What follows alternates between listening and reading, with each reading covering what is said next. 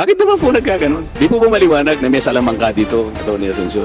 At that time, there were 16 board members. Okay, so go But ahead. only 15 were present and all 15 signed the resolution. Sino nga yung 15? Our chairperson, Secretary Duque, Ganitong ginawa mo, Atty. Pocallan. Para kang nagluto ng isang pagkain. Niluto mo, tapos binigay mo, sir. Kung huwag niyo pong kakainin yan, malalason tayo. Ba't mo niluto in the first place?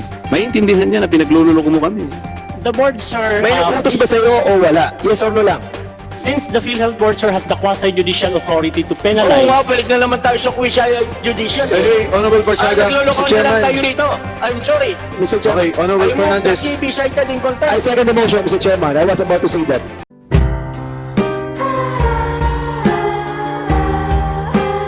No, Marcoleta, but you might want to enlighten us again to refresh our memory on the basis for the 240 million claim of Philhealth against HMI. Mr. Chair, that was validated yesterday. I think a certain Attorney Balye and Atty. Pocallan, you already validated that this 240 million is a true and demandable amount from HMI. You testified yesterday, didn't you? Attorney Pocallan, you were here, and Attorney Balye, you were here yesterday. Nung tinatanong ko, meron bang validong basis ito? Ang sagot ninyo, oo. Ito ay nagmula sa unclaimed refunds from about 48,000 members or patients ng Cardinal Santos from the period of January 1999 to 2008 or a period of 9 years. Merong under deduction na nakita ninyo, mukhang 3,000 pesos per patient ang nakakaltas pero hindi na ibibigay. So because of your PhilHealth Circular number 15, 2007, and Circular 01, 2008, sinulatan ninyo ang HMI, which was then the one managing Cardinal Santos. Dalawa ang sulat ninyo, Atty. Asuncion, galing sa PhilHealth, kung hindi ako nagkakamali, January 2010. And then again, meron kayong sumunod na letter of demand, June 2010. Doon sa first letter ninyo, binigyan nyo ng 15 days ang HMI within which to pay 240 million pesos. After 15 days, wala namang nangyari, sinulatan nyo uli, June 2010. Correct me if I am wrong. Ito yung nasa dokumento. Pagkatapos, ng pangalawang sulat ninyo, you already threatened HMI that you will fail a legal action upon their failure to refund these claims. Bakit hinayaan pa ninyo na noong June 14, 2011 or 1 year after your second letter, hinayaan pa ninyo na ang HMI ang magdemanda sa PhilHealth? Why? Well, Your Honor, as far as Philhealth was concerned at that time, Pakilakas po ninyo. Mr. Chairman, Your Honor, there was the possibility of reconciling the records or data. Ang tanong ko sa iyo, napakasimple lang eh. Sinulatan mo siya ng 2 beses. Okay? Sabi mo 15 days. Ang PhilHealth, ang ibig ko sabihin, hindi siya nagbayad, sinundan ng pangalawang sulat, 6 months later, kasi June 2010 eh. Kapag hindi ka pa nagbayad, sabi ninyo, didemanda na namin kayo. Hindi nagbayad. Ang tanong ko sa iyo, naghintay pa kayo ng 1 taon para ang magdemanda naman sa inyo ay HMI seeking judicial accounting. Yun ang sinasabi mo eh. May Kanina, Mr. Chair, Congressman Marcoleta, yung sinasabi mong sulat na nagdedemand sila, ang pumirma nun, head ng legal department nila, at saka senior vice president Canaveral. So, nanggaling na sa legal. Mismo yung sulat nila. Maski sa legal kahit kanino, pero PhilHealth, Mr. Chair. Ang tinatanong ko sa kanya, bakit naman kailangang hintayin pa ninyo ang 1 taon? 240 million pesos ito, Atty. Asuncion. Wala ba kayong pakialam na ito ay makolekta nyo kaagad? These are unclaimed refunds based on your own circular. Yes, Your Honor. Bakit? Kasi ang nakikita namin, may kakutsabahan dito eh.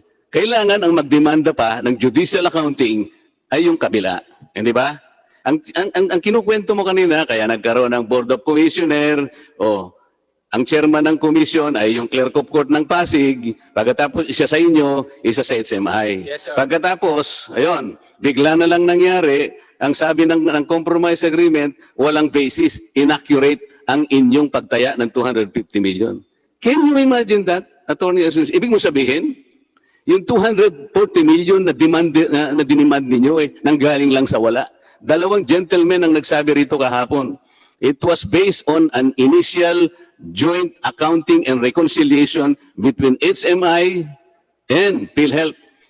Meron kayong random sampling nun Papunta na kayo doon sa pag-determine ng pattern, mukhang makukuha na at may establish ang 240 million, okay?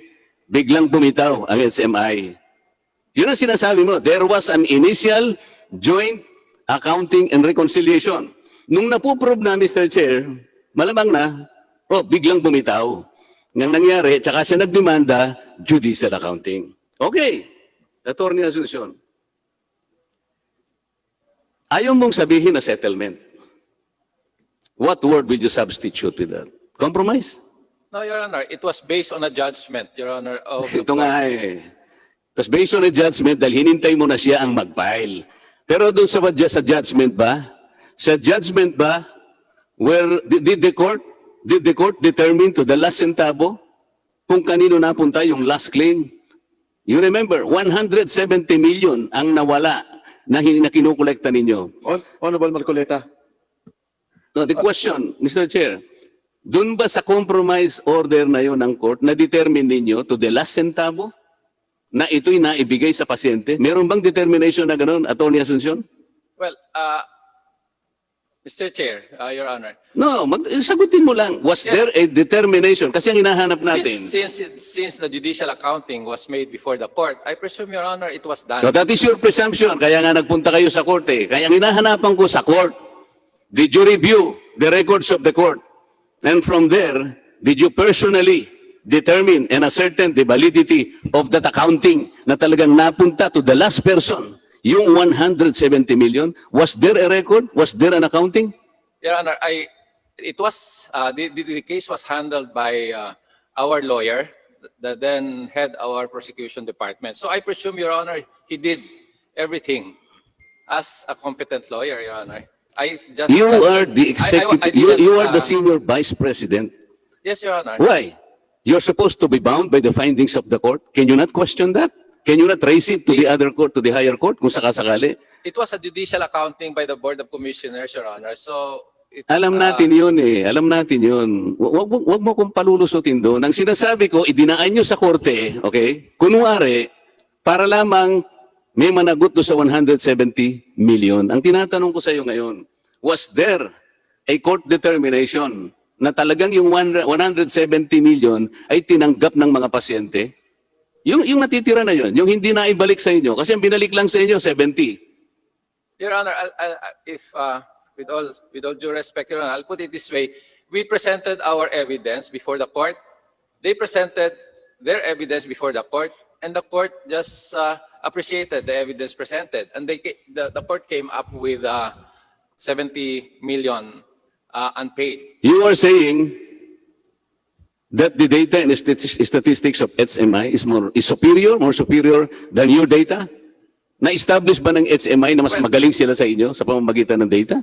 Well, from my experience with the court, Your Honor. Forget about your experience. Yes, Your Honor. Because sandali lang. I'm sorry, Your Honor. Tinatanong kita kanina kasi importante sa amin ito. Okay, meron judicial accounting. Yes, Your Honor. Lumitaw ba doon hanggang sa kadulu-duluhan na 5 na pinpoint natin na yun ay pumunta talaga sa pasyente ng PhilHealth? Meron bang ganong determination? Well, I really don't know the details, Your Ito nga Honor, yung with problema what kasi you are no transpired. longer interested in the detail. What you are interested in, makakuha ng isang judicial compromise. There is a yes, Your Doon kayo Honor. magtatago Alam mo kung bakit? Yes, Your Honor. I will ask you. Yung isa sa ipinresent na financial statement ng HMI sa Securities and Exchange Commission, 2009, meron siyang ina-admit na liability sa mga pasyente niya, 143 million. Ito yung hindi pa niya naibibigay. In 2010, merong admission ng HMI to the extent of 117 million na utang niya sa mga pasyente. Alam ninyo, totoo ito eh. Sarili nilang statement ito eh. Pero pumayag pa rin kayo sa 70 million. Hindi mo man lang ginamit itong statement na to, which is an admission in court by HMI. Silang nag-amin nito, Atty. Pero Nilagyan lang siguro. sa mga pasyente na dapat i-refund 143 million sa isang year, 117 million doon sa kabilang year. Pagkatapos pumayag kayo na 17 million na lamang ang ibabalik sa inyo simply because the court ordered you to do so. Napakasimple na mga ano yun. Anong ginagawa ninyo? Napakarami ninyong abogado dyan. You are the senior vice president. Alam mo kung bakit nag-aatubili ka na baka sakaling mali ito? Kung talagang naniniwala ka, Atty. Asuncion, na tama yung court, kumari, sa palagay mo, tama na yung court. Bakit ka humingi ng opinion sa OGCC? The request for an opinion, Ilakas mo ng konti. the request for opinion from OGCC. Why? Why did you ask for an opinion from the Because, OGCC? Your Honor, because the management and the board wanted the proposed amicable settlement to be reviewed by OGCC, Your Honor. Ang tanong ko nga, why did you have to ask for the opinion of the OGCC kung talagang sa puso ninyo, alam ninyo na tama nga yung kwenta ng korte? Because they were the ones who were handling the case already, Your Honor. And Ano? they are our statutory lawyers, Sino?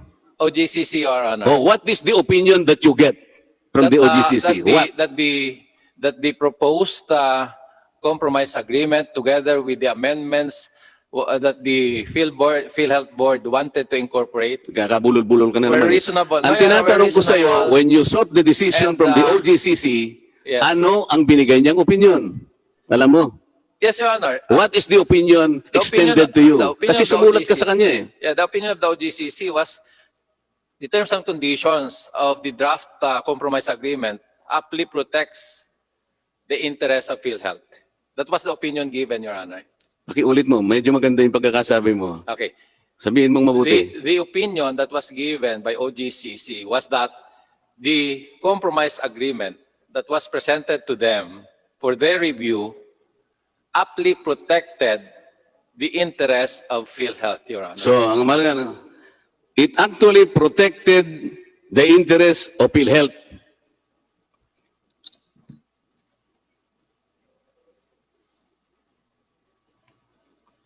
Bago niya sinabi yun, ito yung sinabi niya eh.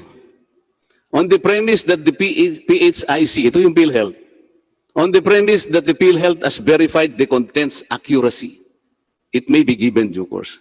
Decision ba yun? Opinion ba yun? Ibinalik niya sa iyo eh. Naghugas siya ng kamay. Ang sabi niya, on the premise that PhilHealth verified the content's accuracy. What is the content's accuracy? Ano yung sinasabi niya? The OGCC was referring to our final report, Your Honor. Okay. Binalik niya lang sa iyo eh.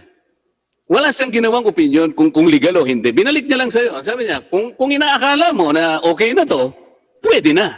Yun ang desisyon niya eh. Tama? Does that protect the interest of Your PhilHealth?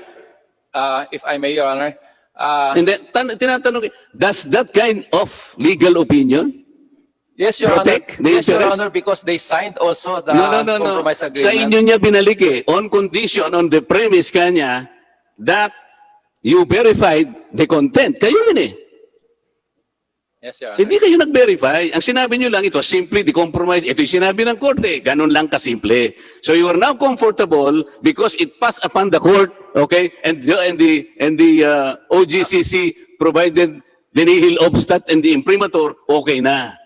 But, pera ng taong bayan ito, attorney. Pera ng taong bayan. Kaya nga tinatanong kita kanina sa content and accuracy na sinasabi mo eh. Importante na mapalitaw natin hanggang sa kahuli-hulang sentimo at piso ng 170 million kung talagang naibigay nga sa pasyente. Because that is very important. Bigla na lamang kayong pumayag ng ganun-ganun na lang. Bakit? Meron na ba kagaling yung korte na yun, yung RTC?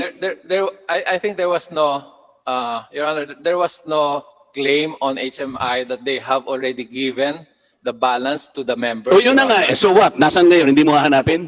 What I'm saying, Your Honor, is that the 240 was found by the court to be inaccurate.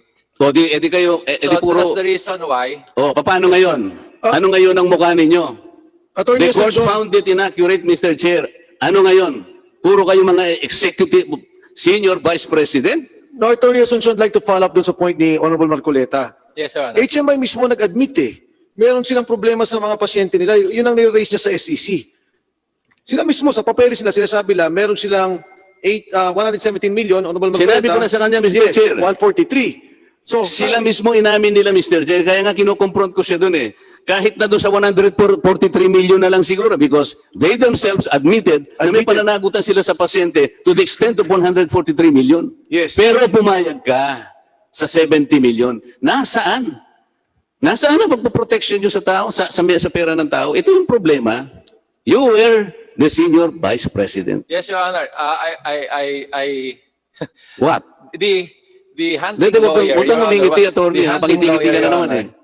I'm sorry, Your Honor. Is there something funny here? Your Honor, the way I look at it, It's not the way you look at it. yes, Your Honor, that You do not have the right to render an opinion here. Tinatanong ka lang. This is a factual issue, attorney. Okay? Yes, Your Honor. Ang tinatanong natin, ganun ba kayo kabilis na sumurrender? Unang-una, napatunayan namin kahapon do sa dalawang sumagot dito that you had a valid basis for claiming 240,000. Because PMI o HMI and Philhealth nagkaroon ng joint reconciliation and accounting. Tinuloy-tuloy yun. Nung malapit na sa gitna na nai-establish na yung 240 million, bumitaw ang HMI. For no reason at all. And then afterwards, siya ngayon ang nag-file ng judicial accounting. Ganun naman kayo kapresko lang. Ganun lang ang ginawa ninyo. So nasaan ngayon ang protective ability ninyo na sinupin, alagaan, proteksyonan ang pondo ng PhilHealth? Isinurrender ninyo ang 170 million so easily dahil pinadaan mo sa korte. Pero ang korte walang record na may bibigay sa kongresong ito for our consolation na yung kadulu-duluhan ng 5 centimos na yon o pisong natitira ay ibinalik o na-benefit ang pasyente. Walang record na ganun, Mr. Chair. Attorney Asuncion, hindi ba ikaw din ang Executive Vice President nung suspendihin yung perpetual succor? no, Your Honor. Hindi ba ikaw? Nasa record eh. Suspended, Your Honor. Honorable Marcoleta, before we proceed to that issue, Hindi, tinatanong ko lang muna. sige. Iklaro lang natin, dito po sa Board of Commissioners, sino po nag-represent sa PhilHealth? Attorney Bautista, Your Honor. Nandiyan pa siya sa PhilHealth ngayon, Mr. Chair. Where is Nasaan Attorney si Dean Bautista? Bautista? Attorney Bautista, Where is Attorney Bautista, Dr. Pargas? Attorney Pocallan? Who represented HMI? it was, the lawyer then was Attorney Darwin De Leon, and the commissioner that was appointed by the president was Attorney Dean Voltaire Bautista. Okay, simple lang po tanong, Attorney Asuncion, babalik lang po ako doon ha. Sinabi na ulit ni Congressman Marcoleta, binanggit na rin po to. Bakit po nandito sa papel nila na may utang talaga sila sa pasyente, hindi lumabas? I don't think there's not enough evidence yung binanggit nyo po. Dahil mismong sa ebidensya ng HMI, klaro. Hindi lamang yun, Mr. Chair. 9 na taon na sa hawak ng HMI ang perang sinisingil nyo. Paano yung interest? Paano yung halimbawa in-invest ni Congressman Barbers? 240 million. 9 years. Hindi ba kikita rin sa bangko yung pera na yun, Attorney Asuncion? I suppose you know. Halimbawa, kami dalawa ni Kong Boying, pinagkatiwala sa amin 240 million pesos. Nilagay namin sa bangko. Kikita ba yun, Attorney Asuncion, o hindi? Simpleng bond, halimbawa, treasury bonds. Kikita, di ba? O pinautang namin kay Attorney Kabatbat. May interest siya siguro ibibigay sa akin. Pero kinompromise mo ng 70 million, yung interest na kikitain ng pera o yung investment potential nun, kinalimutan ninyo o hindi? Ito, Mr. Chair, maliwanag ito eh. Atty. Asuncion, ang nakakagulat kasi, sa mismong dokumento ng HMI, sinasabi nila may utang sila. Pero dito sa presentasyon mo, sinasabi mo na hindi accurate ang data natin. And that is what is, I think, yun ang nakakagalit kay Congressman Marcoleta na yun ang kalaban ninyo, sinabi may kasalanan. Kahapon, nung tinanong kayo, yung abogado rito, ang sinabi ninyo, malakas at matindi ang ebidensya natin. Pero yung sinasabi mo, natalo tayo, malinaw ho Atty. Asuncion. Well, Your Honor, that's what I've been saying all the while, Your Honor, that our lawyers presented all the pieces of evidence with the court. And what was established only during that judicial accounting was only 70, Your Honor. Atty. Asuncion, ang sinasabi kasi ni Atty. Marcoleta, sorry, Your Honor.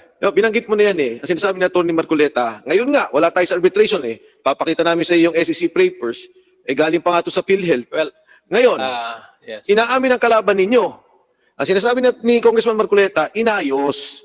Para maganda ang exit, padaanin sa arbitration, ayusin ang bayaran, magkaroon ng approval ng korte, at magkaroon ng approval ng OGCC. Sa madaling salita, yun po ang tinutumbok na Halatang-halata naman, Mr. Chair. Pinadaan nga sa korte. Ayun. O palagay na natin puro kayo incompetence. O di, paano yung sa SEC? Hindi nyo nakita yung 140 million na inadmit nila? Maski siguro yung 140 million na lang, ginawang basis na lang ninyo. Baka sakaling pumayag na si Chairman Mike. Hindi. Walang basis yung yung 70 million. Ito, binabasa mo ang sabi mo dun sa opinion ng OGCC. Alam mo yung sinabi ng OGCC? We find the terms of the compromise reasonable and amply protective of the PCHI's interest as HMI has practically heeded all the PCHI's demands. Hindi totoo ito Anong practically heeded all the demands of PCHI? Ang demand ninyo is 240 million. Etong opinion na to, kalukuhan lang Nag-aatubili kayo, kaya kumuha kayo ng opinion. O siyempre nga naman Mr. Chair, dumaan sa korte. Pinasadahan na ngayon, pinlansya. Pagkatapos ngayon, dumating ang OGCC, nagugas kamay. Kung sa palagay ninyo, tama kayong content, okay na yan. Nakita ko naman. Nakakita ka ba ng opinion na one page? Res ipsa loquitur, Mr. Chair. Atty. Asuncion, would you like to reply to all the messages, to all the manifestations? Well, insofar as that piece of document is concerned, Your Honor, I don't have any idea if it was presented by our counsel as part of our evidence, Your Honor. Atty. Asuncion, kung I sakasakali don't po, know exactly what you're referring to, Your Honor. kung sakasakali po dahil ito ay pera ng gobyerno at kayo po ang nag-approve dito para maupubahan na rin po sa board, di po ba? Your Honor, what was required at that time are the supporting documents for each and every unclaimed refund, Your Honor. The entry in that document does not actually, I don't know, it does not actually refer Atty. to Asuncion, wag na po tayo mag-argue kung ano yung nangyari sa dokumento. Your Honor. Yes, Atty. Asuncion, ako po kasi ayoko na makipag-argue sa inyo doon sa dokumento na lumabas kasi sa akin, yung inyong mismong kalaban nagsabi na may utang siya sa kanyang mga pasyente. Ang pinupunto ko lang dito, pondo to ng gobyerno. At isa po kayo sa mga nag-aproba dito, kasama na po dito siguro yung mga kung saan man kayo kumuha pang approval. Now, to my mind, Atty. Asuncion, this will be a major case to be decided by the committee. At alam niyo po na this is plunder. And this would constitute plunder. So, Atty. Asuncion, I just like to refer to you na mabigat po talaga itong kaso para sa amin. Mr. Chair, can I wind up? Yes, go ahead. Atty. Asuncion, nung ikaw ay nagsaserve na Senior Vice President, ang member ng Board of Commissioner, si Dean Bautista, wala ka bang supervision sa kanya? Well, I was monitoring the case, Your Honor. You were monitoring the Yes, case. Your Honor. Kasi kung aaminin mo na sabi ng court, inaccurate ang demand ninyo, gawa-gawa nyo lang ba yung 240 million? Ang Philhealth ba, bilang isang government corporation, gawa-gawa lang ba yung 240 million? What was I was after, Your No, Honor? tinatanong kita, pwede bang i-assume mo na gawa-gawa lamang yung 240 million? Kasi sabi ng korte, inaccurate, walang basis. After we have presented all the evidence, Kaya nga, Your Honor, attorney, lumalabas Walang basis ang 240 million, gawa-gawa nyo lang. Ganun ang implication eh. Tama? That was the finding of the court, Your Honor. Sumagot ka ng matino. Gawa-gawa lang, hindi ba? Sabi ng court kasi walang basis eh. Inaccurate. 70 lang ang na-prove eh. Eh di ba lumilitaw gawa-gawa? Hindi ko kayang aminin yun. PhilHealth? Isang napakalanging institution. 200 billion a year institution, Mr. Chair. Gagawa ng demand na 240 million. It is based on thin air. Inconsistent ang sagot mo, attorney. Hindi gawa-gawa yun. Kanina nga sinabi ko sa iyo, there were two Attorney Pocallan, isa ka sa nagsabi kahapon, hindi ba? You were here yesterday. Yesterday or Monday? Sir, I think it was Attorney Villegas. Kasama ka, dito ka nakaupo nung isang araw eh. Si Attorney Villegas, nandyan. Ikaw dito ka eh. Nandito ka eh. Dalawa kayo, you confirm the validity of the 240 million. Ngayon, hindi mo sasabihin ulit, magsisinungaling ka? Ano? Attorney Pocallan? Nandito ka nakaupo. Kitang-kita kita eh. Si Attorney Valle doon. Pareho niyong ni-ratify, pareho niyong na-determine yung validity. Kasi nga, papunta tayo doon sa accounting eh. Sinabi ko sa inyo kahapon, nung isang araw ito. Tapos, yes, Your Honor, talagang valid yan. O ngayon, sabi ni Attorney Asuncion, eh, talaga pong ganun ang korte. Para bang very casual lang. Mr. Chair, very casual lang eh. Talaga pong ganun eh. Attorney, that was Attorney Villegas also. Ha? Attorney Pocallan and Attorney Villegas. Ang nagsabi po nung pag-reply sa inyo. Attorney Valle? Villegas. O Attorney Villegas at saka sino? And Attorney Pocallan. O yun nga. Kahapon ba tayo nag-hearing o nung Lunes? Tuesday. O Tuesday. Attorney Villegas, maybe you want to reply because narinig ko rin kita kahapon when you mentioned that. Yes, sir. As far as I can remember, sir, maabot po ng ganun siya. Kasi ang process po nung before sa legal, we demand the hospital to submit their financial statement stating the unclaimed refund po ng mga hospital. Kaya nga, Attorney Villegas, kahapon sinabi ko, HMI and PHAIC nagkaroon ng agreement for a joint reconciliation and accounting. Di ba? Hanggang sa papunta na kayo sa pag-i-establish talaga, bumitaw ang HMI. Pero maliwanag na nai-establish na ninyo yung basis. And you and Attorney Pocallan categorically testified that there was a very valid basis for that demand letter of PhilHealth. Didn't you say that? Attorney Villegas. Yes, sir. As far as I can remember, sir. Ayan, Attorney Asuncion. Dalawa na abogado ng PhilHealth na nagsabi na may batayan yung 240 million. Ngayon, sasabihin mo sa amin, talaga pong ganun eh. Yun po yung napatunayan po ng korte. Ito yung mahirap eh. Di sasabihin mo ngayon, o di gawa-gawa lang. Sabi mo kanina, opo, ganun ang implication, gawa-gawa lang. So sino ngayon? Gawa-gawa nung dalawang pinagpipitagang abogado ng PhilHealth, gawa-gawa nila yon? In demand letter? Sir, the 240 million was the basis of the demand letters, no? So I think there was a basis for the issuance of the demand letter. Parang hindi ganyan nasagot mo ng Martes. But anyway, Attorney Asuncion, kindly continue. No, Your Honor, I just wanted to explain actually that all that I was saying was that maybe after the court has appreciated all the evidence presented, the court just found out that it was only 70, Your Honor. Actually, that was the very purpose of the judicial accounting, because there was a big difference between what HMI was saying and what PhilHealth was also saying, Your Honor. So that's why we were forced to have the judicial accounting when they filed the case. Yun lang bang may paliwanag po ninyo, Attorney Asuncion? Your Honor? Yun lang po ang kaya nyo ipaliwanag. Ganun lang. Yun lang ang explanation natin. That's, I'm just Yun nga, yun lang masasabi natin. the factual attendant facts and circumstances. Ito nga yung factual. Ito nga yung factual. We started at 240 million by two demand letters. You took your sweet time. Ikaw ang senior vice president. Dapat sana you have played an active role there. Because this is 240 million. Binigyan nyo ng 15 days, hindi nagbayad. Binigyan pa ninyo ng 60, so many days, hindi nagbayad. Hinintay nyo after 1 year, kayo idinimanda. So ano yung masasabi namin dito?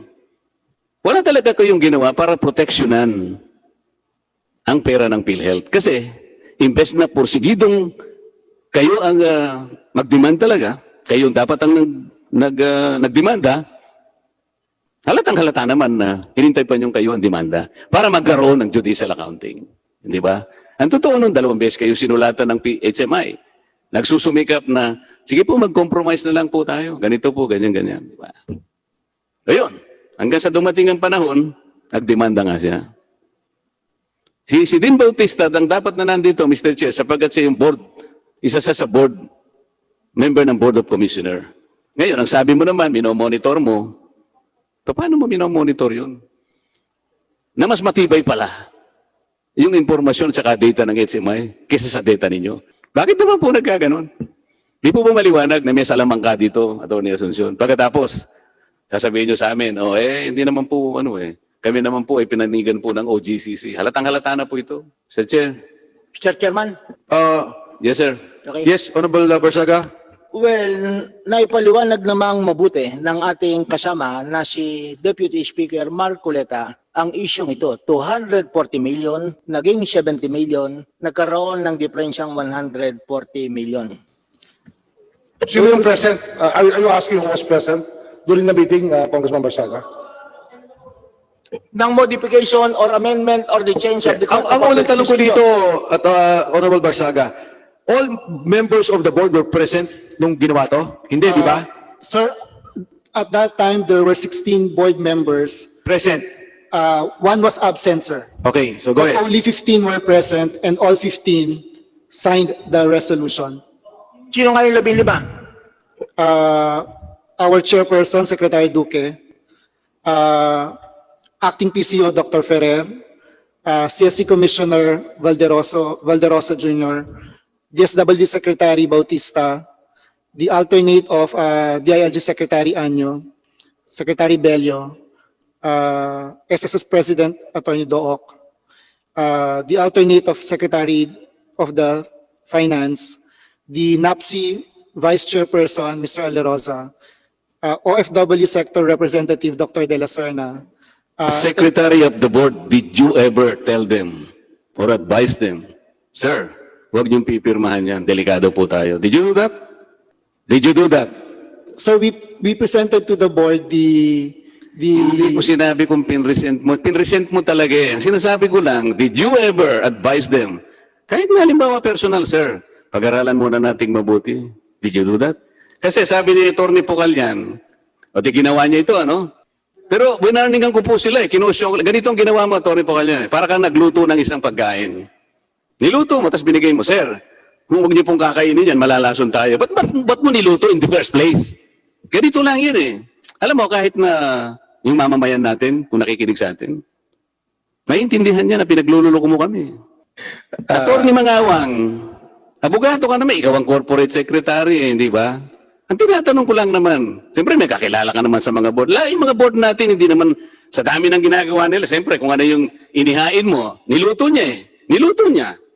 O ikaw naman, dala-dala mo. May mga pinggan ka na, pakakainin mo na. Sinabi mo, boss, wag mo munang kakainin yan, delikado po tayo. Bakit? Ang nagluto po, si Atty. Pocallan, hindi naman po talaga kusinero yan. Baka po kung anong pinaglalagay niyan. Ang totoo naman, kung anong pinaglalagay na Ricardo dito mali-mali eh. Paano po natin? Ayoko na po. Mr. Chairman, Mr. Chair. Yes. Tatanungin ko lang si Atty. Pocallan, alam mo, bugbog ka na talaga dito at kung talagang ikaw ang gumawa nito, mananagot ka talaga sa batas. Now, ang tanong ko sa iyo, ginawa mo ba to on your own volition or somebody ordered you to do this? Kasi, alam mo, kanina ka pa namin tinatanong ni DS Marcoleta, talagang sa iyo pumopokus na ikaw lang ang gumawa ng kasalanan. Kitang-kita namin dito sa lahat na ikaw talaga ang gumawa at ikaw ang nag-offer sa board. Now, ikaw ba talaga ang gumawa o may nag-utos sa iyo na gawin ito?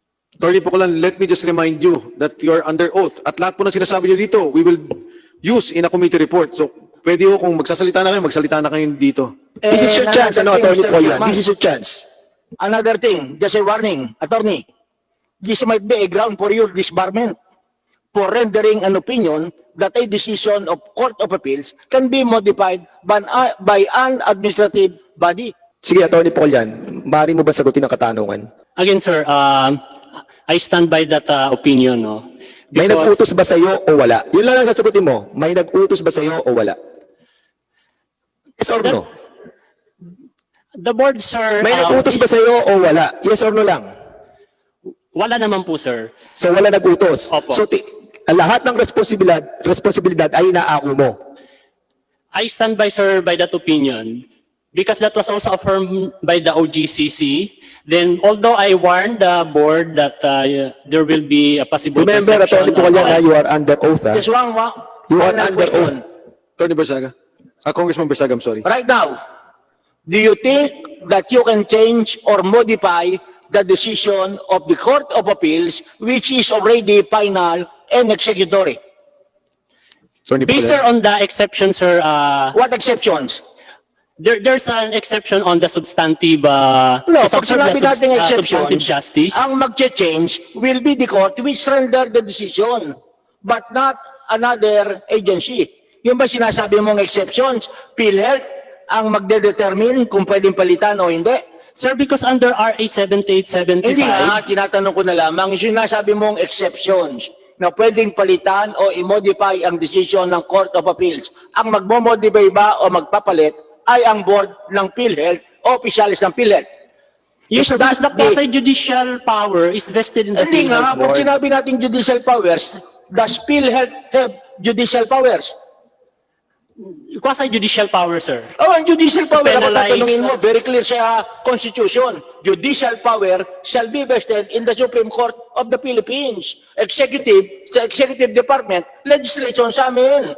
Kaya ang tinatanong ko sa iyo, as a lawyer, right now, sinasabi mo ba sa amin, kayong mga congressman, dapat nyong malaman na ang decision ng Korte Suprema, ang decision ng Court of Appeals, kahit na final and executory, pwede naming palitan sa PhilHealth. Is that what you are saying right now? Since the PhilHealth board, sir, has the quasi-judicial authority to Oo, penalize, balik na naman tayo sa judicial. Anyway, Honorable Barzaga, Nagluloko Mr. na lang Chairman. tayo dito. I'm sorry. Mr. Chairman, Okay, Honorable I move Fernandez. that he be cited in contempt. I second the motion, Mr. Chairman. I was about to say that. I most respectfully move, Mr. Chairman, that we cite Attorney Jonathan Pocallan for contempt for misleading the lawyers as well as the public that an administrative agency like the PhilHealth can change or modify the decision of the Court of Appeals, which is already final and executory. And that would actually constitute a disrespectful conduct or behavior in our proceedings. And that I base on my knowledge as a lawyer. And I think most lawyers, if not all, would agree with me that there must be finality insofar as judicial decisions are concerned. There is a This is motion. a very dangerous precedent. Even if there is already a decision coming from the Supreme Court, based on this precedent, they can modify and change the decision of the Supreme Court, all the final and executory. I second There the is motion. a Okay. motion duly seconded. Second the motion, Mr. Chairman. Are there any objections from Zoom? Are there any objections? There being none, motion is carried.